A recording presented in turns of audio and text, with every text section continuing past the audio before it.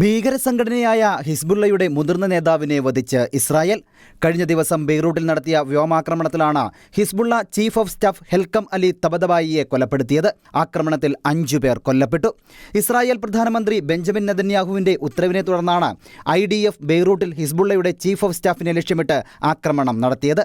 ഈ ആക്രമണത്തിലാണ് ഭീകരരുടെ പ്രധാന നേതാവായ ഹെൽക്കം അലി തബതബായി കൊല്ലപ്പെട്ടുവെന്ന് ബെഞ്ചമിൻ നെതന്യാഹുവിന്റെ ഓഫീസ് പ്രസ്താവനയിലൂടെ വ്യക്തമാക്കിയത്. ഹിസ്ബുള്ള സംഘടന ശക്തിപ്പെടുത്താനും ആയുധബലം വിപുലീകരിക്കാനും ചുമതലയുള്ള പ്രധാന നേതാവാണ് കൊല്ലപ്പെട്ടതെന്ന് പ്രധാനമന്ത്രി നെതന്യാഹു പ്രതികരിച്ചു. എല്ലായ്പ്പോഴും എല്ലായിടത്തും തങ്ങളുടെ ലക്ഷ്യം നിറവേറ്റാൻ ഇസ്രായേൽ പ്രതിജ്ഞാബദ്ധമാണെന്നും നെതന്യാഹു പറഞ്ഞു. US-ന്റെ മധ്യസ്ഥതയിൽ 1 വർഷം മുൻപ് ഒപ്പുവെച്ച വെടിനിർത്തൽ കരാർ ഭീകരർ ലംഘിച്ചതിനെ തുടർന്നാണ് ഇസ്രായേൽ ആക്രമണത്തിന് മുതിർന്നത്.